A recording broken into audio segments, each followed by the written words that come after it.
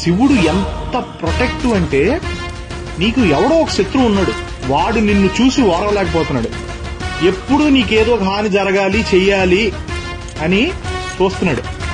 నువ్వేమో రోజు శంకరుని పూజిస్తావు. శివుడు ఏమంటాడు తెలుసా అప్పుడు?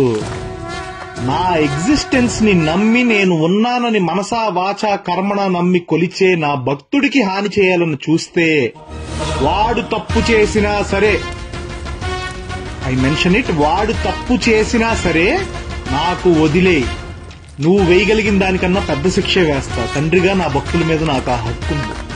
అలా కాదని నువ్వు వాడికి హాని చేయాలని చూస్తే ఏదో ఒక రూపంలో వస్తా, ఖచ్చితంగా నిన్ను చంపేస్తా. ఆ చంపడం కూడా అలా ఇలా కాదు, మళ్లీ ఇంకో జన్మెత్తాలి అన్నప్పుడు నీ ఒంట్లో ఆఖరి రక్తపు కణం కూడా బెదిరి చచ్చేలా చంపుతా అంటాడు శంకరుడు. అంత ప్రొటెక్టివ్ అండ్ అంత ప్రేమ భక్తులంటే.